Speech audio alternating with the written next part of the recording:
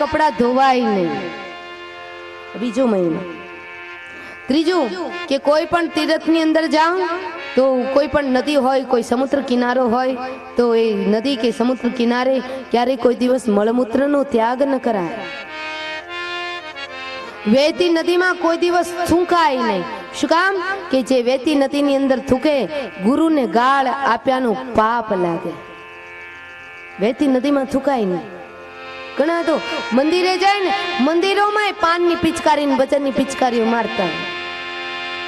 ઘણા લોકોને તો, ઘણી માતાઓને તો બચર દેવાની તલપ લાગે, બરાબર મિડલમાં વચ્ચે બેઠા હોય એટલે પછી બચર દેવાની એવી તલપ લાગે, કથા સાંભળવામાં રસ લાગતો હોય, બચર દેવાની તલપ લાગતી હોય એટલે શું કરે કે પછી એ જ્યાં બેઠા હોય ત્યાં પાથરણું ઊંચું કરી અને થૂકી નાખે. હાય રામ, કેટલી ગંદકી કરે!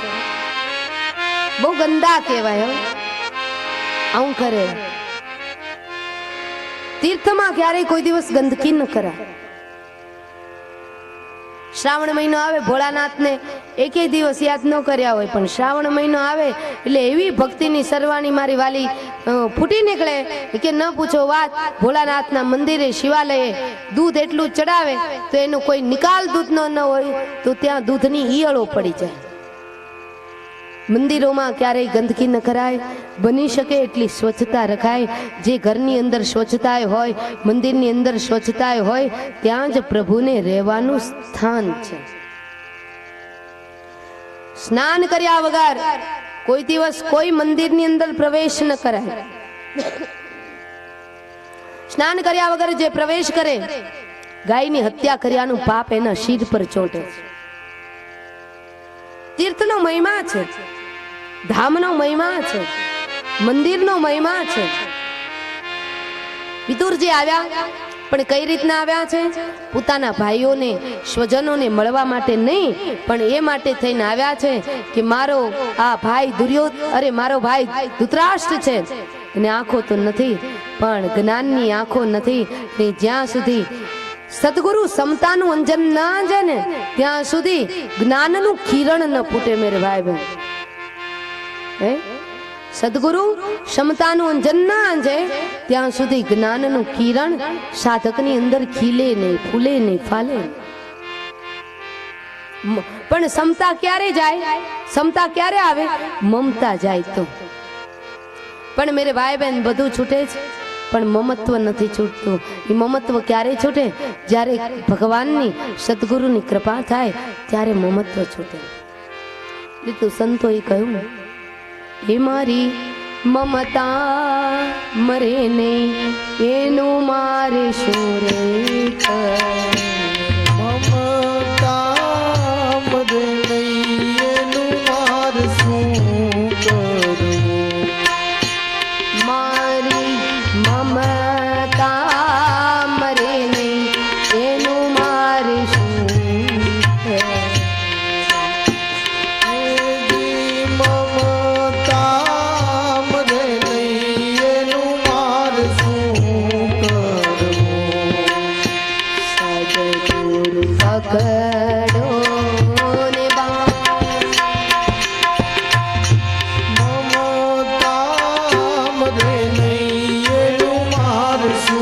સંતો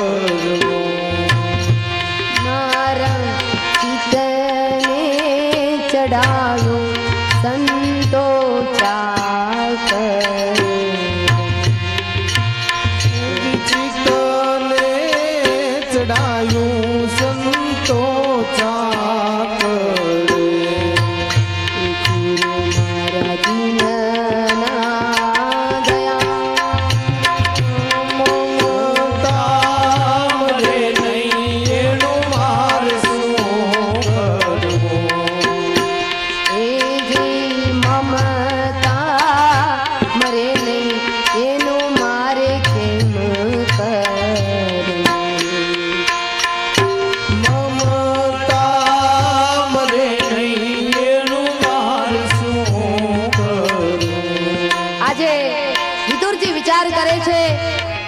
ધૃતરાષ્ટ્રનું શું થશે?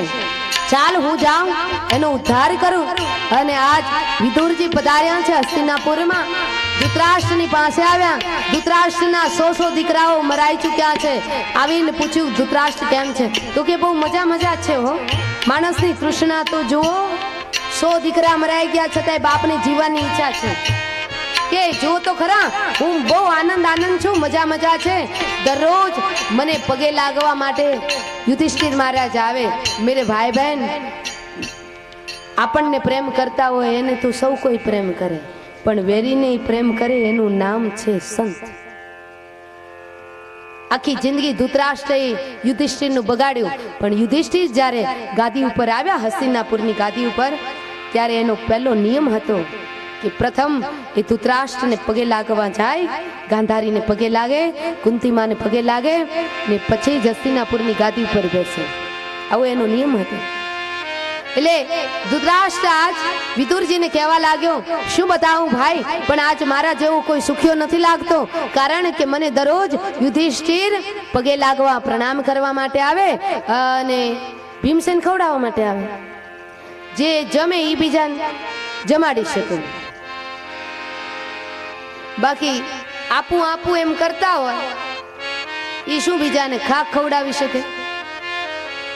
પોતે 2 રોટલી ખાઈને ઊભા થઈ જતા હોય તો બીજાને શું ખાક ખવડાવી શકે? જે જમે એ બીજાને જમાડી શકે.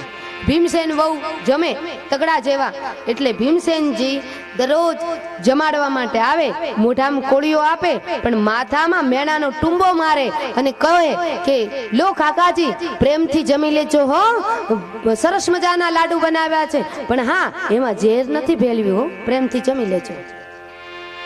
મોઢામાં કોળીઓ આપે, માથામાં મેણાનો ટુંબો આપે. કારણ કે ભીમસેનજીના મગજમાં રહી ગયું તું, પોતે નાના હતા ને ત્યારે એને લાડવામાં વિષ ખવડાવી, વિષ ભેળવી આપ્યું તું, એમને મગજમાં રહી ગયું તું. બધા ભૂલી જાય, પણ ભીમસેનના મગજમાં તો આ દ્વેષની ભાવના ભૂલાતી જ નહોતી.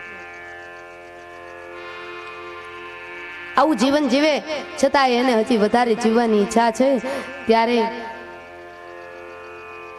વિદુર કાકાએ કહ્યું, ઘણું બધું જીવ્યા ધૃતરાષ્ટ્ર, હવે ક્યાં સુધી જીવશો? હવે તો હરિભજન કરો મેરે ભાઈ બહેન. ઘણા વ્રત થઈ ગયા હોય, છાપરું સફેદ થઈ ગયું હોય, ઘરમાં કોઈ ગણતું ન હોય, અને પછી સ્વભાવ એવો વિકૃત થઈ જાય ને, આખી જિંદગી હરીને કોઈ દી યાદ ન કર્યા હોય, સ્વભાવ એવો વિકૃત થઈ જાય કે પછી ઘરમાં પોહાય નહીં. પછી એને ક્યાં રાખે? તો મોટર રાખવાનું જે છાપરું હોય ને ત્યાં ફચેતીનો ખાટલો ઢાળે. ઘરમાં તો પોહાય એમનું, એક બાજુ મોટર બાંધી હોય, વચ્ચે ફચેતીનો ખાટલો, બીજી બાજુ ભેંસ બાંધી હોય, ભેંસની બેનપણાઈ કરે. પછી ફચેતીની ખાટલી આવે, સરસ મજાની ગોદડી આવે, દવાની બાટલી આવે, પાણીની માટલી આવે, પણ ત્યાંય ફચેતીને પંખો ફીટ કરી દે, પણ છતાંય ત્યાંય હુતા હક ન હોય, સ્વભાવ વિકૃત થઈ ગયો હોય, કારણ કે આખી જિંદગી હરિનું ભજન ન કર્યું હોય, કોઈ દિવસ હાથેથી પુનદાન ન કર્યું હોય, અંત સમયે એના સ્વભાવ વિકૃત થયે ની ફજેતી પછી છાપરાની નીચે બેઠી લાકડીઓ છાપરામાં માર્યા કરે કે હવે બધાય બગડી ગયા, મારું કોઈ માનતા નથી, બધા બગડી ગયા. વહુ પોતાની મર્યાદા છોડી દે, લે લાજ નથી કાઢતી, પણ ન કાઢે કાંઈ નહીં. હવે જમાનું બદલાય. એ બિચારી ઘરના કામ કરતી વાસીદા કરતી ક્યારેક લાજ ઉતરી ગઈ હોય તો એમાં ન કાઢે, તેમાં હું બગડી ગયું ને? હકીકતમાં લાજ કાઢવાની જરૂર નથી. આ લાજ પરંપરા જ ખોટી છે, બહારથી આવી છે, આપણી નથી. આ પડદા પરંપરા છે, એ બહારથી આવી. મોગલોના સમયમાં આ લાજ રહી ગઈ, પછી લાજ કાઢવાની જરૂર નથી, સસરાની લાજ રાખવાની જરૂર છે.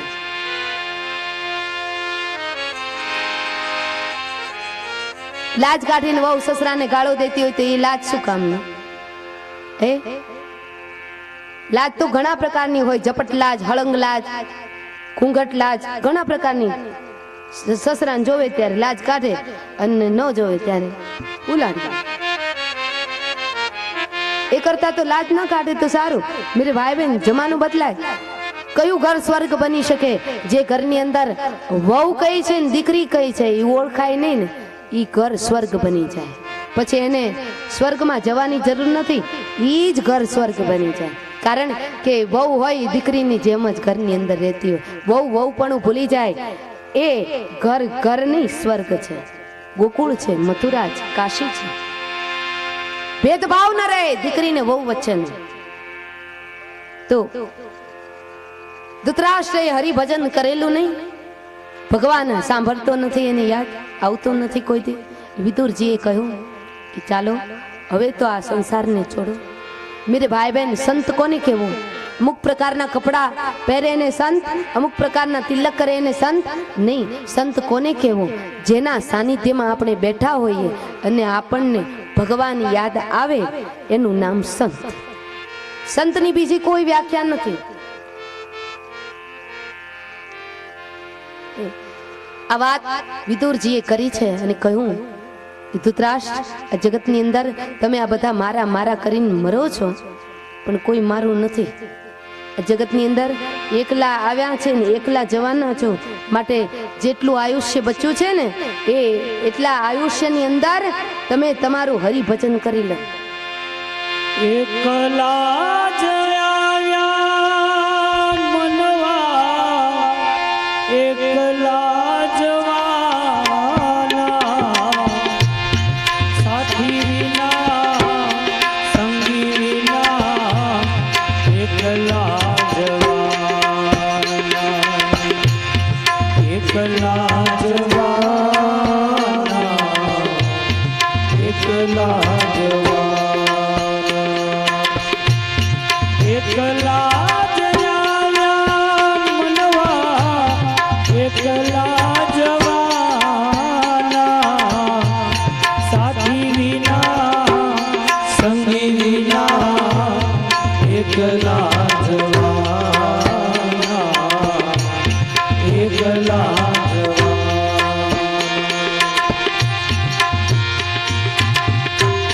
કાળજાની કેડીએ છાયાના સાથે, કાળી કાળી આતડીએ છાયાના સાથે, કાળજાની કેડીએ છાયાના સાથે, કાળી કાળી વાદળીમાં છાયાના સાથે, છાયાના સાથે દે ભલે, છાયાના સાથે દે ભલે, પોતાના જ પંથે, પોતાના વિનાના, સાથી વિના સંગી વિના, એકલા જવાના, એકલા જવાના, એકલા જવાના, એકલા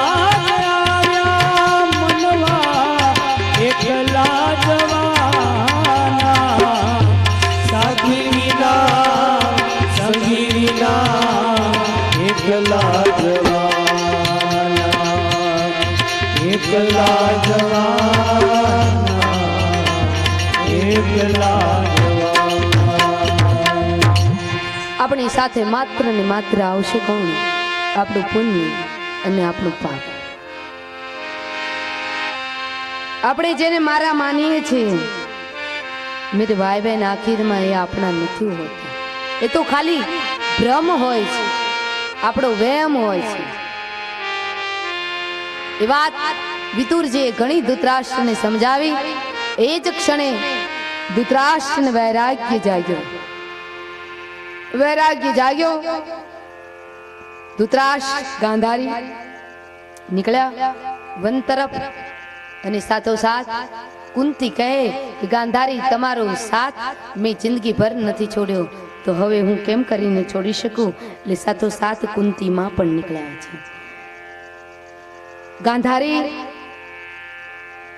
ધૃતરાષ્ટ્ર, ત્રીજા કુંતીમાં અને ચોથા વિદુરજી, મેરે ભાઈ બહેન પહોંચ્યા છે સપ્તાશ્રયમાં, કે જ્યાં 7 ધારામાં ગંગાજી બિરાજમાન છે.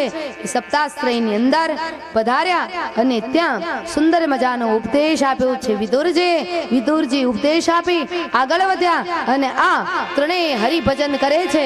એ જ વખતે હરિભજન કરતા કરતા એ જ વનની અંદર દાવાનળ લાગ્યો અને એ દાવાનળની અંદર ત્રણેય જે હતા એ જેમ રીંગણું શેકાય ને ભડથું થઈ જાય એમ ત્રણેય ભડથું થઈ જાય. પણ ભાગવતકારે એના મોક્ષ ગમનની કથા બતાવવામાં આવી છે. હવે આ બાજુ મીર ભાઈ બહેન રહ્યા છે. યુધિષ્ઠિર મહારાજ ભીમસેનને કે સુન ભીમસેન, આજે હું જ્યારે ગુપ્ત વેશ ધારણ કરી અને જ્યારે નગર દર્શન કરવા માટે નીકળ્યો ને ત્યારે મને લાગે છે કે હવે કળિયુગ આવી ગયો છે ભાઈ. કારણ કે કળિયુગની અંધાણી આવી ગઈ છે. આજે મેં ગાયની આંખમાં આંસુ જોયા. બીજું, મંદિરોની અંદર ભગવાનની મૂર્તિને રડતી જોઈ. ત્રીજું, આજ ઘરે ઘરે મેં તાળા જોયા. ગામોની અંદર ઘરમાં ચોરીઓ થવા લાગી છે. ચોરનો ઉપદ્રવ વધી ગયો છે. શું કરું ભાઈ? મને એવું લાગે છે કે ખરેખર ક્યાંક ને ક્યાંક આ કળિયુગના એંધાણો વર્તાઈ ગયા છે. એ વખતે મેરે ભાઈ બહેન આ વાત ચાલતી હતી અને એ જ વખતે અર્જુનજીનું આગમન થયું છે. અર્જુનજીનું એ વખતે જ્યારે આગમન થયું ને ત્યારે મેરે ભાઈ બહેન અર્જુનજી એકદમ ઉદાસ છે. મોઢા ઉપર ગ્લાનિ છે, દુઃખ છે, હૃદયમાં વેદના છે. અર્જુનજી આવી અને ઉભા રહ્યા યુધિષ્ઠિરની પાસે. યુધિષ્ઠિરે કહ્યું, કેમ અર્જુનજી આજે આટલા બધા ઉદાસ છો? કેમ? દ્વારિકા વાળો કુશળ તો છે ને? ક્ષેમ કુશળ તો છે ને દ્વારિકા વાળો? જ્યાં દ્વારિકા વાળાના ક્ષેમ કુશળ પૂછ્યા ને એ જ વખતે અર્જુનજીના હૃદયમાંથી દબાયેલા ડુસકા બહાર નીકળ્યા અને ધ્રુસકે ધ્રુસકે અર્જુનજી રડી પડ્યા. અર્જુનજીએ કહ્યું, શું કહું શ્રેષ્ઠ ભ્રાતા, પણ મને એવું લાગે છે કે તે જ મારું તેજ હતા. દ્વારિકા વાળો એ જ મારું તેજ હતા. એમના બાહુબળથી મેં પાશુપતાસ્ત્ર મેળવ્યું. એમના બળથી, દ્વારિકાનાથના બળથી મેં ભગવાન શિવજીની સાથે યુદ્ધ કર્યું. મને એવું લાગતું હતું કે મહાભારતનું યુદ્ધ મેં મારા બાહુબળથી જીત્યું છે. પણ આજ મને ખબર પડી કે દ્વારિકા વાળો એ જ મારું તેજ હતા. કારણ કે અંત સમય જ્યારે હતો અને દ્વારિકા વાળાએ મને મના કરી કે તું અર્જુન મને પાણી નહીં પા, છતાંય પણ મેં દ્વારિકા વાળાને છેલ્લું જળ પાયું ને ત્યારે મારી તમામ શક્તિ બધી ભગવાન શ્રી કૃષ્ણની અંદર જતી રહી. તે જ મારું તેજ હતા, તે જ મારું ભવિષ્ય હતા, તે જ મારું જીવન હતા દ્વારિકા વાળા. શું કહું ભાઈ, હવે મને ક્યાંય ગમતું નથી. હવે મને મારું જીવન વ્યર્થ લાગે. ભક્તિ કોને કહેવાય કે મેરે ભાઈ બહેન પરમાત્મા વગર ક્યાંય ગમે નહીં. કેમ થાય કે હવે જિંદગી જેટલી મળી છે ને એટલી જિંદગીમાં એકાદ વખત જો હરિના દર્શન થઈ જાય, આવી જ્યારે તમન્ના જાગે ત્યારે માનું કે હવે ભક્તિનું પ્રથમ સોપાન, ભક્તિનું પ્રથમ પગથિયું આપણે ચડ્યા છે. શું કરવું? જ્યાં ભગવાન દ્વારિકાનાથના બારામાં સાંભળ્યું, યુધિષ્ઠિર મહારાજ કહેવા લાગ્યા, જતો રહ્યો એનો ગોવિંદ, જતો રહ્યો એનો દ્વારિકા વાળો જતો રહ્યો. જ્યાં હું કહ્યું ને ત્યાં તો આખી હસ્તિનાપુરમાં સન્નાટો છવાઈ ગયો. આખું અસ્તિત્વ રોવા લાગ્યું, રડવા લાગ્યું છે. ગોમતીએ ઘૂંઘટ તાણ્યો તેથી રોયો રણ છોડ્યો, રડી પડ્યા. કૃષ્ણ તુમ્હારી याद में गोकुल भी रोए, मथुरा भी रोए. कृष्ण तुम्हारी याद में गोकुल रोया, मथुरा भी रोए. माखन चुरा कर तेरा भाग जाना, रहा याद मुझको एक गुजरा जमाना. कृष्ण तुम्हारी याद में ગોકુલ રોયા મથુરા રોયા કૃષ્ણ तुम्हारी याद गोकुल भी रोए मथुरा भी रोए ગોકુલ રોયે મથુરા રોયે સારા અસ્તિત્વમાં શોકની છાયા વ્યાપી ગઈ અને મેરે ભાઈ બહેન એ વખતે કોઈને દુઃખ ન લાગ્યું, બધાને લાગ્યું, પણ મેરે ભાઈ બહેન હદ સુધીનું દુઃખ તો કોને લાગ્યું કે જેને ઝૂંપડીએ કનૈયો મોટો થયો હતો. આહિર કોમને એટલી વેદના થઈ, એટલું દુઃખ થયું કે જ્યારથી કનૈયોએ દેહોત્સર્ગ કર્યો ને ત્યારથી આહિર કોમે નક્કી કર્યું કે અમે ભલે સધવા સ્ત્રીઓ છીએ, અમે સૌભાગ્યવતી સ્ત્રીઓ છીએ, પણ આજ પછી અમે કોઈ દિવસ રંગીન કપડા પહેરશું. કાળા કપડા પહેરી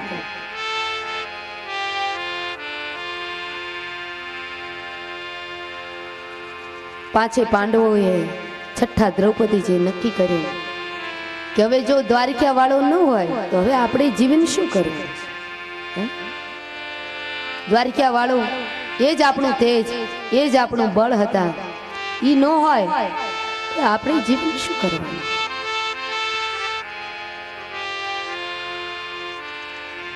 પણ ભગવાન કૃષ્ણની અને પાંડવોની જે પ્રીતુ હતી ને મેરે ભાઈ બહેન, તો પાણી ને શેવાળની જે પ્રીતુ હોય, ચાતક અને સ્વાતિ નક્ષત્રની જે પ્રીતુ હોય એવી પ્રીતુ હતી.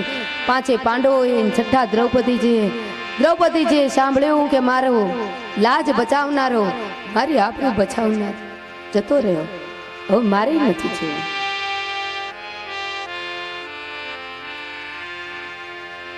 પોતાના પૌત્ર પરીક્ષિતને બોલાવ્યો અને એમને હસ્તિનાપુરની ગાદી ઉપર બિરાજમાન કર્યા.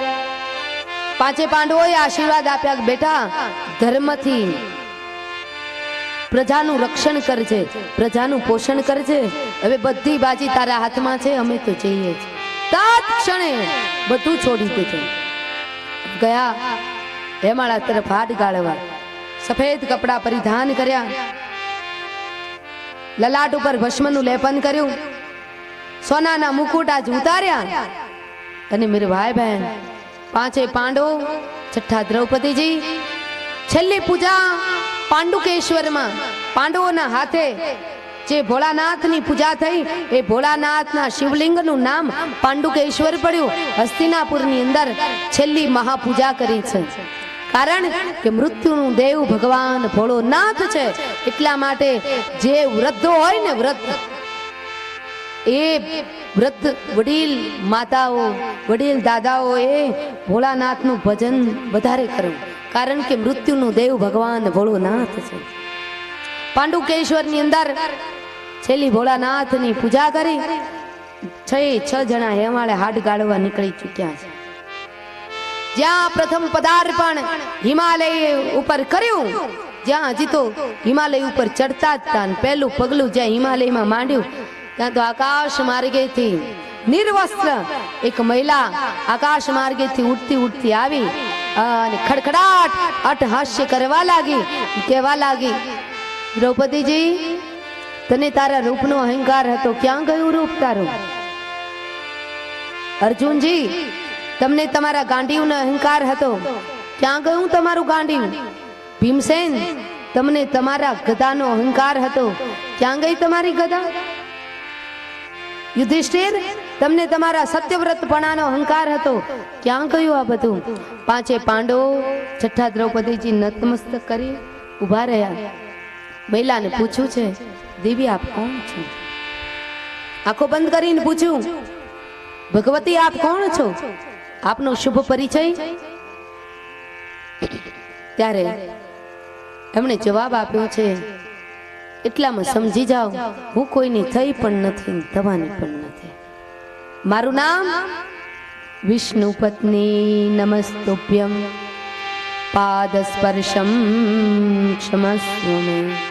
મારું નામ છે વિષ્ણુની પત્ની, મારું નામ પૃથ્વી, મારું નામ ધરા, મારું નામ વસુંધરા.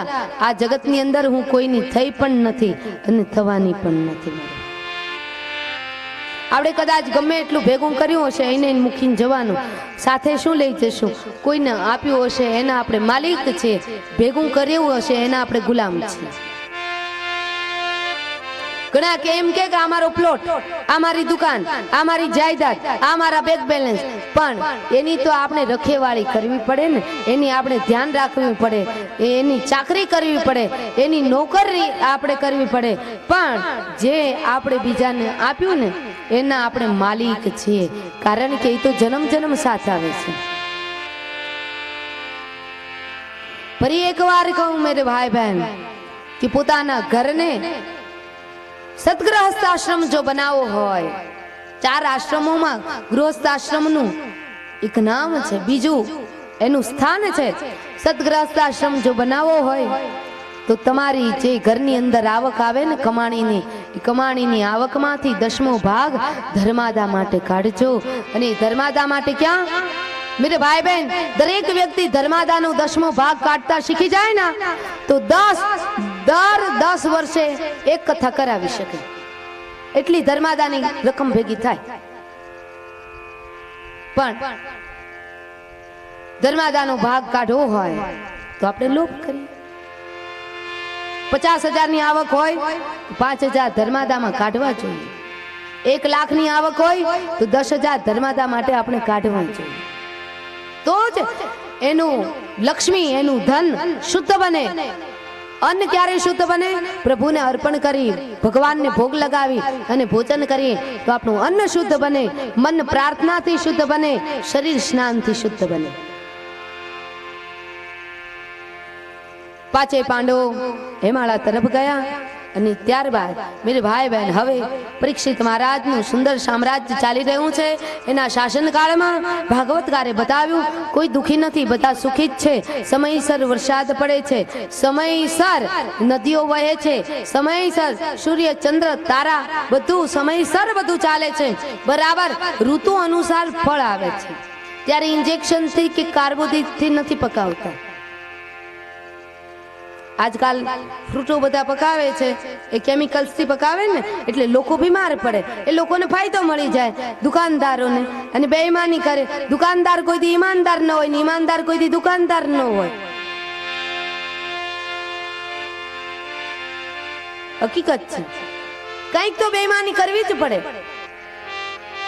લોકોના આરોગ્ય બગડે ત્યાં સુધી બેઈમાની ન કરાય મેરે ભાઈ બહેન. ઘણા તો એવા લોકો મેં જોયા છે કે કરોડો રૂપિયા એ ભેળસેળ કરીને કમાય, લોકોને બીમાર પાડે, બીમાર પાડ્યા પછી પોતાના નામે હોસ્પિટલ બંધાવે કે આ હોસ્પિટલની અંદર દવા લેવા આવજો, નિઃશુલ્ક સેવા આપવામાં આવે છે. બધાને એમ થાય કે ઓહો ફલાણા ભાઈ તો એના સ્વ ખર્ચે હોસ્પિટલ બનાવી, પણ ખબર ન હોય કે એને દુનિયાને માંદી પાડીને એમાંથી રૂપિયા કમાણો, પછી એમાંથી હોસ્પિટલ બનાવી.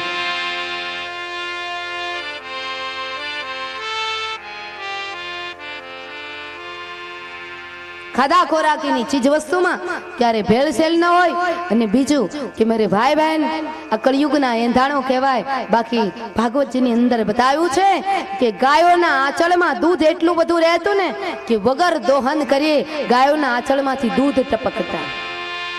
પરીક્ષિત મહારાજના શાસનકાળ દરમિયાન જ્યારે મેરે ભાઈ બહેન આજે શું થાય છે, આજે પશુઓની આંચળમાં 2-5 રૂપિયાના ઇન્જેક્શનો આપી અને મેરે ભાઈ બહેન પશુની જિંદગી તો બરબાદ કરે છે, સાથોસાથ થોડું દૂધ વધારે મળે એના માટે થઈ અને માણસોની જિંદગી પણ નુકસાનકારક હોય છે. ઇન્જેક્શન આપેલા દૂધો એ બહુ નુકસાનકારક છે.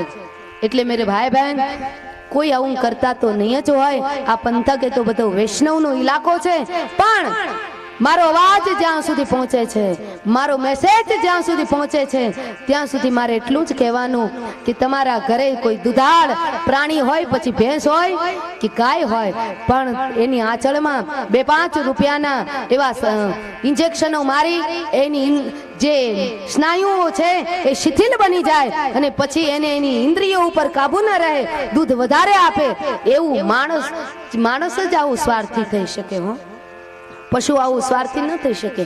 એટલે આપણા સંતોએ કહ્યું માણસ જાત ઉપર હવે વિશ્વાસ કરવાનું રહેવા દેજો. મેરે ભાઈ બહેન, આ રાક્ષસીપણું કહેવાય, આ માણસની વૃત્તિ ન કહેવાય, આ રાક્ષસના કામ કહેવાય. કાલે મેં કહ્યું હતું ને કે હવે રાક્ષસે ફેશનમાં આવી ગયા છે.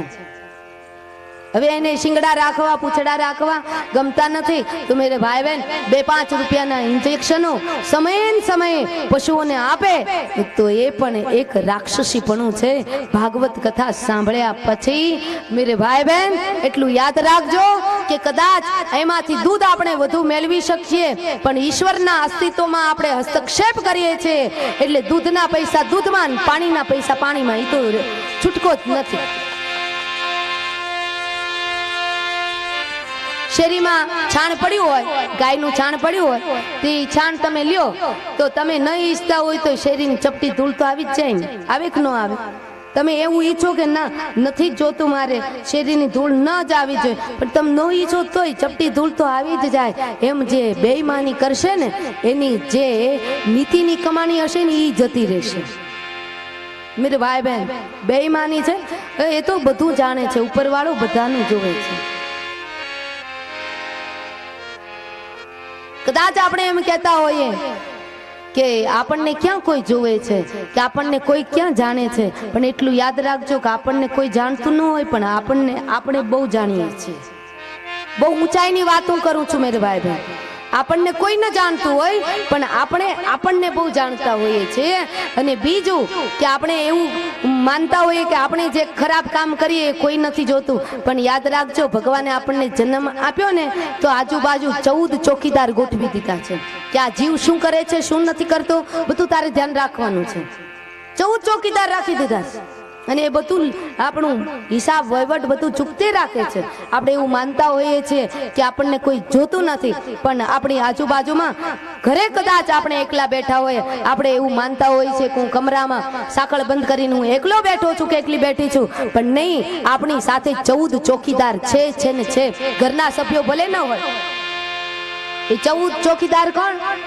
સૂર્ય, ચંદ્ર, પવન, તેજ, વાયુ, પ્રકાશ, આ બધા 14 પ્રકારના લિસ્ટો બતાવ્યા છે શાસ્ત્રની અંદર. 14 ચોકીદાર છે ને છે. એના ઉપર આપણે પડતો નહીં માંડી શકીએ મેરે ભાઈ. તો અનીતિનું કોઈ કામ થતું નથી પરીક્ષિતના શાસનમાં. આ રીતના પરીક્ષિત મહારાજ દરરોજ નગર દર્શન કરવા માટે પોતે પોતાના રાજ્યની અંદર નીકળે અને નગર દર્શન કર્યા પછી એક હૃદયની અંદર આનંદ હોય કે મારા રાજ્યની અંદર કોઈ દુખી નથી. આ રીતના સમય વ્યતીત થવા લાગ્યો. પણ એક દિવસ એવી ઘટના ઘટી કે મેરે ભાઈ બહેન, જ્યારથી ભગવાન શ્રી કૃષ્ણ પોતે આ ધરાતલ છોડીને ગયા ને ત્યારથી કળિયુગનો યુગ ચાલુ થયો. મેં પહેલે દિવસે કહેલું ને કે કળિયુગની ઉંમર 4,32,000 વર્ષની છે. બહુ મોટો છે કળિયુગ, પણ આપણે બહુ ચિંતા કરવાની જરૂર નથી. પણ કળિયુગ પાણામ પોઢ્યો છે, હુલુલુ હા કરે છે, નાનો એવું બાવ છે, હજી તો 5,000 વર્ષનો જ થયો છે. એટલે પરીક્ષિત મહારાજ એક વખત નગર દર્શન વેશ પલટો કરીને નગર દર્શન કરવા માટે નીકળ્યા હતા. બરાબર એ જ વખતે ત્યાં એક કાળો પુરુષ એ ગાયને મારી રહ્યો હતો અને બળદના 3 પગ કાપી નાખ્યા હતા. નજરો નજર જોયું અને આ જોતાની સાથે મેરે ભાઈ બહેન, પરીક્ષિતના ખૂનની અંદર લોહી વાહિનીઓ, રક્ત વાહિનીઓ છે. એ રક્ત વાહિનીમાં અર્જુનજીનું અને દ્રૌપદીજીનું, ઉત્તરા દેવીનું, અભિમન્યુનું એ લોહી ખૂન વહેતું હતું. એકદમ ઉકળી ઉઠ્યા અને અવાજ કર્યો, કોણ છે કાળો પુરુષ? અટકી જજે. મહારાજ શાસનમાં આવી, મહારાજ રાજ્યમાં આવી અને મારી ગૌ માતા ઉપર પ્રહાર કરનારો એ કોણ ભરડવીર છે, મારી સામે આવી જાય. પણ એ કોણ હતો? કળિયુગ હતો. કાળો પુરુષ, હાથમાં ખડક અને ધર્મના નંદી એ ધર્મનું પ્રતીક છે. ભગવાન ભોળાનાથના મંદિરમાં જે બિરાજે નંદી ધર્મનું પ્રતીક છે. ધર્મ ના 3 પગ કપાઈ ચૂકેલા છે કળિયુગની અંદર. અત્યારે ધર્મ નભ્યો હોય ને કળિયુગમાં તો એક જ પગ ઉપર ધર્મ ઉભો છે. અને કયો એક જ પગ? એ ધર્મ દયા ઉપર પગ ઉભો છે, દાન ઉપર ધર્મ ઉભો છે. સત્ય, તપ અને દાન, દયા, આ 4 ધર્મના પગ છે. પણ એમાં 3 પગ કપાઈ ચૂકેલા. એક પગ ઉપર ધર્મ મહારાજ ઉભા છે, ગાયને મારી રહ્યો છે. આ દ્રશ્ય જોઈ અને સીતા દોટ મૂકી, દરદરથી દોટ મૂકી અને પેલાના વાળ પકડે. કોના? કળિયુગના વાળ પકડી પેલા તો બેચા ચડાવી દીધી. કોણ છે તું? મારા શાસનમાં આવીને તારી આઈ માં ગૌ માતાને હેરાન કરે, ગૌ માતાને પરેશાન કરે છે. અને મેરે ભાઈ બહેન, કળિયુગની અંદર 2 દુખી હશે. કોણ? કળિયુગની અંદર ગાયું ને માયું 2 દુખી હશે. ગાય જશે પાંજરાપોરમાં, માં જશે વૃદ્ધાશ્રમ.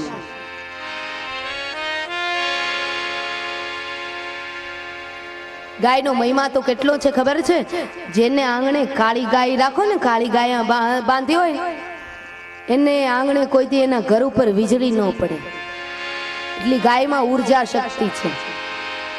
ગાયનું દૂધ પીળું, ગાયનું ઘી પીળું, ગાયનું માખણ પીળું, ગાયનું બધું પીળું પીળું છે.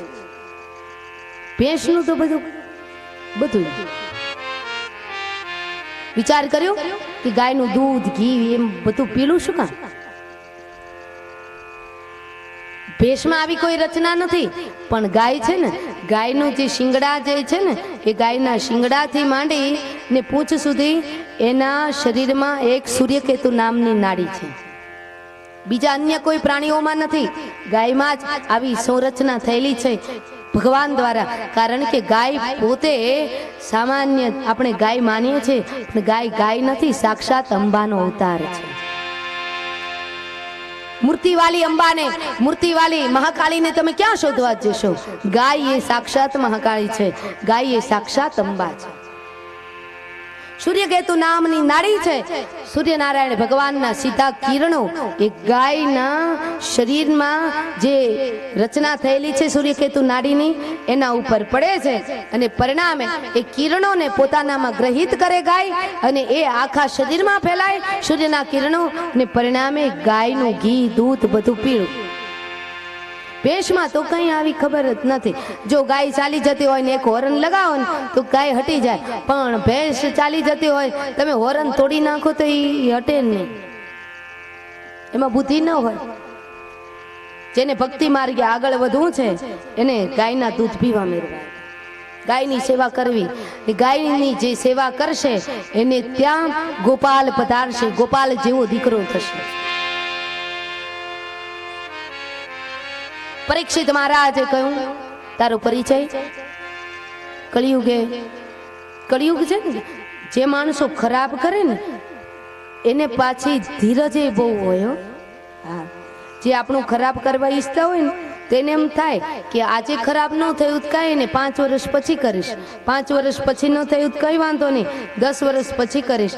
જે માણસ ખરાબ કરે ને એને ધીરજ પણ વધારે હોય.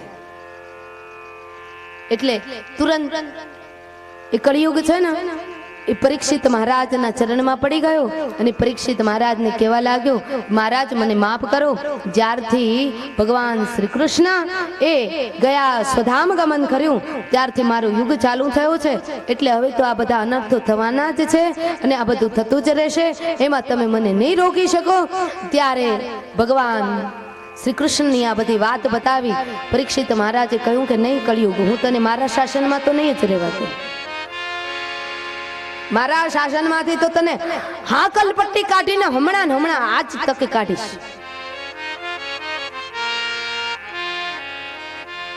એ વખતે કલિયુગે કહ્યું કે મહારાજ એવું ના કરો, મને કંઈક અમુક સ્થાન આપો, એ સ્થાનમાં હું રહું, નિવાસ કરું. ત્યારે પરીક્ષિત મહારાજે મેરે ભાઈ બહેન કળિયુગને રહેવા માટેના અમુક સ્થાન આપ્યા. કે પ્રથમ સ્થાન બતાવતા વ્યાસ ભગવાને કહ્યું, અભ્યર્થિત સદા તસ્મૈ સ્થાનાની કલયે તદો દ્યુતમ પાનમ સ્ત્રિયસૂના યત્ર ધર્મા ચતુર્વિધ પુનશ્ચ આનાય જાતરૂપ મદાત પ્રભુ. તતો મૃતમ મદમ કામમ રજો વૈરાજ પંચમમ. સુન કલ્યું, તારે આટલી જગ્યાએ રહેવું. બોલે ક્યાં? તો કે પહેલા જે લોકો જુગાર રમતા હોય ત્યાં તારે જાઉં.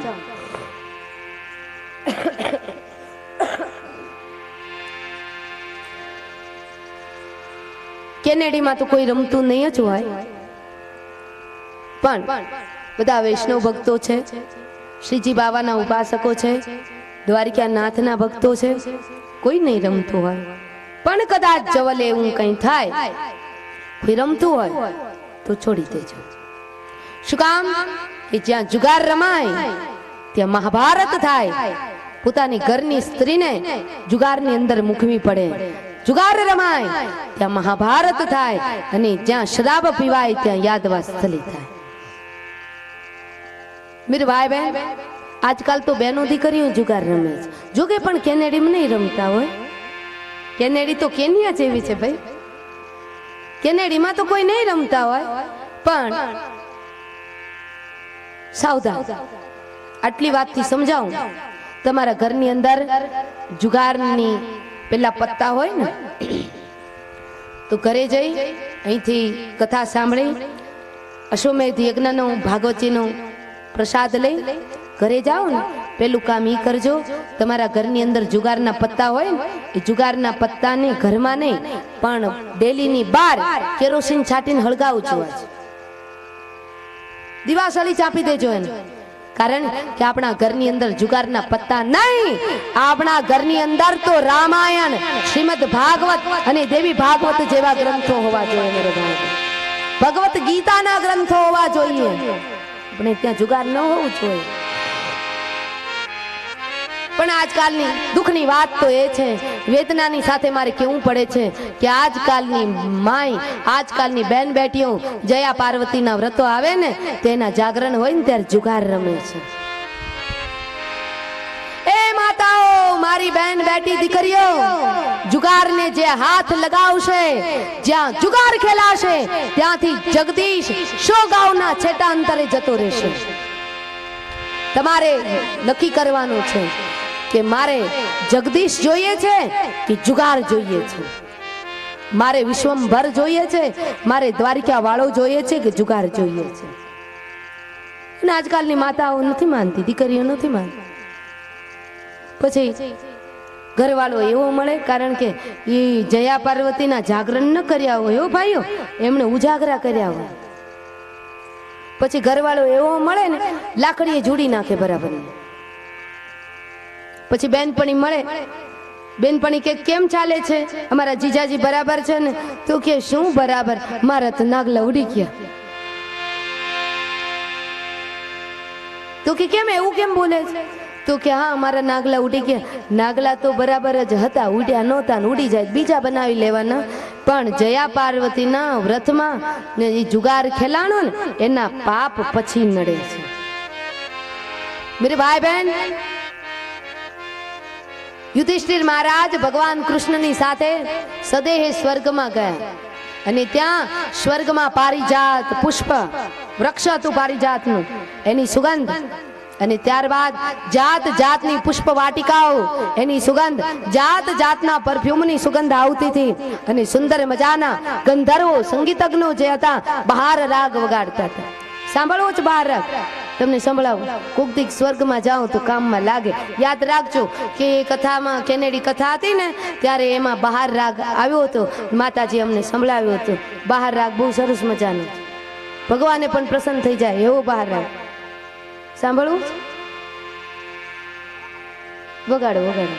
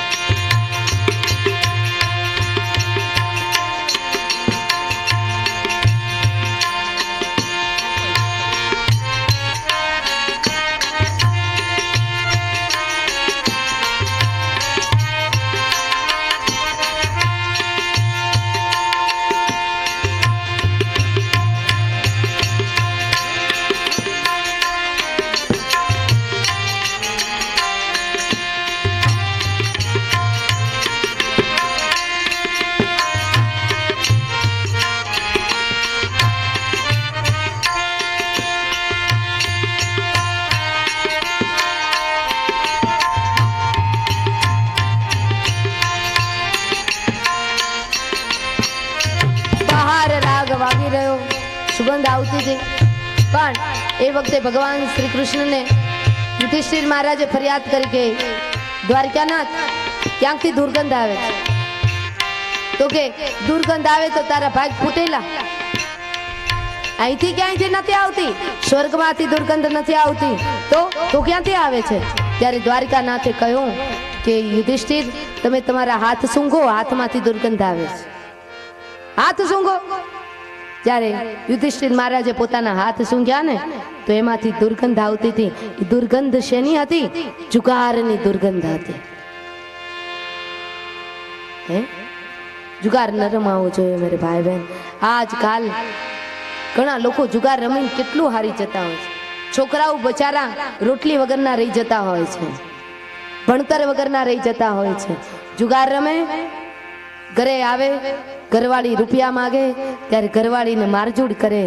તો મેરે ભાઈ બહેન, કોઈ પણ સ્ત્રી ઉપર કોઈ ભાઈ જ્યારે હાથ ઉગામે ત્યારે એની શીલવંતાઈ એક બાજુ છોડી દેતો હોય છે. એ ભાઈ શીલવંત નથી કહેવાતો. જ્યારે કોઈ પણ ભાઈ જે છે એ પોતાની બેન, બેટી, દીકરી કે પત્ની ઉપર જ્યારે હાથ ઉગામે ત્યારે ભાઈ પોતાની શીલવંતાઈને એક બાજુ છોડી દેતો હોય છે. એના ઉપર જગદંબા કોઈથી પ્રસન્ન ન થાય. જે બેન, બેટી, પત્ની, માં ઉપર હાથ ઉગામે. જુગાર ની અંદર કળિયુગને સ્થાન મળ્યું. આજે મારી મોટામાં મોટી દક્ષિણા એ છે કે તમારી ઘરે જુગારના પત્તા હોય તો ઘરે જઈ કથા સાંભળી, પ્રસાદ લઈ ઘરે જઈ જુગારના પત્તા ઘરના ફળિયાની બહાર, ડેલી બહાર એને કેરોસીન છાંટીને સળગાવી નાખજો.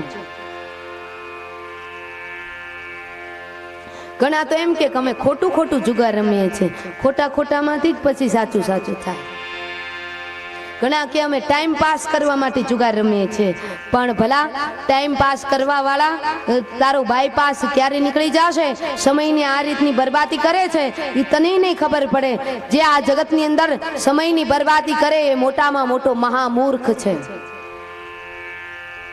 જુગાર ન રમાય. ત્યારબાદ કળિયુગને બીજું પણ સ્થાન મળ્યું છે. દ્યુતમ પાનમ, જે શરાબ પીવે. કેવાતા ગ્રહસ્થીના ઘરમાંથી ગળામાં રુદ્રાક્ષની માળા પહેરી હોય, હોને મઢાવેલી હો, સુવર્ણથી મઢેલી રુદ્રાક્ષની માળા પહેરી હોય, અને ઘણા લોકો શરાબ પીતા હોય. તો મેરે ભાઈ બહેન, શરાબમાં પણ કળિયુગનો વાસ છે. કોઈ પણ પ્રકારનું જે વ્યસન હોય એ બધા વ્યસનમાં કળિયુગના વાસ છે મેરે ભાઈ બહેન. પછી કોઈ પણ નાનામાં નાનું સાચું ભગવતીય ભક્ત હોય, ઈશ્વર સુધી જેટલું વહેલું પહોંચવું હોય તો આજની કથા દરમિયાન વ્યસનો છોડજો મેરે ભાઈ.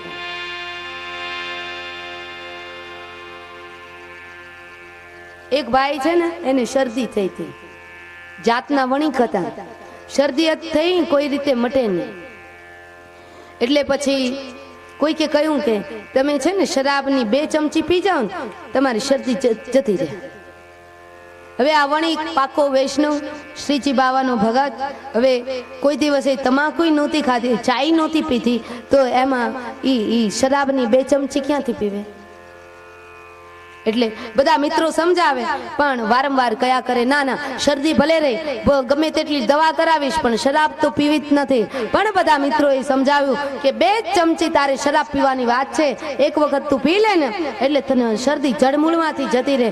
તો પેલા પાકો વૈષ્ણવ એટલે વિચાર આવ્યો કે મારે શરાબ શોધવી ક્યાંથી, કારણ કે મહીખાનામાં તો જવાય નહીં. મહીખાનામાં જાઉં તો મારું વૈષ્ણવનું કરેલું તિલક લાજે. હવે શું કરું? મિત્રોએ કહ્યું કે કોક શરાબી હોય ને એની હારે ભાઈબંધી કર, 2 દી પૂરતી. તો ગામની અંદર, ગામને છેવાડે ગઢની અંદર એક સરસ મજાના હતા, એમની સાથે એમણે ભાઈબંધી કરી અને કહ્યું કે તમે મને શરાબની 2 ચમચી દવામાં આપશો? તો કે કાલ રાતના હાલો આવજે અહીં ગઢમાં, હું તને પાઈ દઈશ 2 ચમચી. પેલો વૈષ્ણવ વણિક ગભરાતો કોઈ જોવે નહીં એવા ડરથી એ ઘરની અંદર પ્રવેશ કર્યો અને જ્યાં ચમચીમાં શરાબ પીવા ગયો ને, પણ મેરે ભાઈ બહેન એના મા બાપના સંસ્કારો એને યાદ આવ્યા, એના કુળ પરંપરાના સંસ્કારો એમને યાદ આવ્યા અને વિચાર કરવા લાગ્યો કે આ શરાબ હું મોયે માંડીશ અને કદાચ મારી વૈષ્ણવતા નષ્ટ થઈ જશે તો, પણ શરદીનો રોગ જતો નહોતો એટલે હાથમાં ચમચીની અંદર શરાબ તો લીધી, પણ સામેવાળા જે વ્યક્તિ શરાબી હતો ને એને પૂછ્યું કે મારું શરદી તો જતી રહેશે ને, શરાબ પીને હું વટલાવતો છું પણ મારી શરદી તો જતી રહેશે ને. ત્યારે પેલો 2 બોટલ ઢીચી ગયો તો એણે કહ્યું કે મારી ગામ ખેતર મારી 1000 વીઘા જગ્યા જતી રહી તો તારી શરદી નહીં જતી રહે? સમજણ પડી? પીવામાં ને પીવામાં 1000 વીઘા જગ્યા વેચાઈ ગઈ તો તારી શરદી નહીં જતી રહે?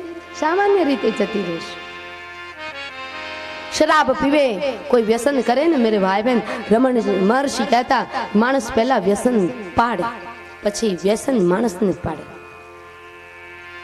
કોઈ જાતનું વ્યસન ન હોવું જોઈએ જિંદગીમાં, કોઈ પણ જાતનું. એ સાચો વૈષ્ણવ છે, એ પ્રભુની. અને વ્યસન કરો તો કથા સાંભળવાનું વ્યસન કરો, વ્યસન કરો તો માળા ફેરવવાનું વ્યસન કરો, વ્યસન કરો તો મેરે ભાઈ બહેન કોઈ દુખી દરિદ્ર હોય ને એને મદદ કરવાનું વ્યસન કરો, વ્યસન કરવું હોય તો પ્રભુના દર્શન કરવાનું વ્યસન કરો. બાકી જે તે આડાવડા વ્યસનો ન કરાય. આડાવડા જે વ્યસન કરે ને તો મેરે ભાઈ બહેન એની આબાદી ન થાય, એની બરબાદી જ થાય. માણસ વ્યસન કરે ને ત્યારે સારું લાગે, પણ એની જ્યારે સજા ભોગવવી પડે ને ત્યારે બહુ વસમું લાગે છે. કોઈ પણ વ્યસનની અંદર કળિયુગનો વાસ છે. અમદાવાદથી એક વ્યસનની પત્રિકા આવી છે. જેમ ભાગવત કથાની પત્રિકા હોય, લગ્નની પત્રિકા હોય, એમ વ્યસનની પત્રિકા છે. તમારે સાંભળ્યું? સંભળાવો, સાંભળજો. એતાન શ્રી ગામ વ્યસનપુર મધ્ય શ્રી મહોદય માકડ બાપા તથા બજરબેન તથા પાનપરા કુમાર, ચુટકીબેન, તુલસીબેન, માણેકચંદ તથા તમાકુ કાકા તથા ચા ભાઈ તથા કોફી કાકી તથા ચરસ કુમાર તથા કિમામ કાકા તેમજ વ્યસન બંધુઓ જતા અમારે ત્યાંથી. ત્યાં ઉમિયા માતાની કૃપા કે ચામુંડા માની કૃપા ન હોય, પણ એમાં લખ્યું છે જત અમારે ત્યાં બીમારી માતાની અસીમ કૃપાથી હોસ્પિટલપુર નિવાસી ટીબી બેનના દયાથી બીડીબેનના લગ્ન, સાંભળજો, બીડીબેનના શુભ લગ્ન. બીડી પીવે ને કેન્સર જ થાય ને, એટલે બીડીબેનના શુભ લગ્ન કેન્સર કુમાર. એ કેન્સર કુમાર કોનો દીકરો? તો એ સ્મશાનપુર તમાકુ મહોદયના કુપુત્ર સાથે નિર્ધારેલ છે. તો આ અશુભ પ્રસંગે જાનની અંદર કોને કોને આવવાનું છે? તો જાનની અંદર આ બધા આવવાના છે. કોણ કોણ? તો આ અશુભ પ્રસંગમાં જાનની અંદર મેલેરિયા ભાઈ, શરદી માસી, નાના ભાઈ, ટાઇફોઇડ મિત્ર, કોલેરા કાકા, કબજિયાત માસી, ગળફા ગોબર કાકા બધા પધારવાના છે. અને જાન પ્રસ્થાન ક્યારે છે? તો એના કોઈ તિથિ તોરણ ન હોય, સારા કામના તિથિ તોરણ હોય. આના કઈ તિથિ તોરણ હોય કટાણે સમયે ક્યાંથી નીકળવાની? તો કે જે લોકો વ્યસન કરે ને એ આખીરમાં પછી હોસ્પિટલમાં જાય, તો હોસ્પિટલથી આ જાન નીકળશે. ક્યાં જશે? સ્મશાનપુર. એને ઉપાડીને કોણ જશે? તો 4 ગાડી ડ્રાઈવર દ્વારા લક્ઝરી નનામી ટ્રાવેલ્સ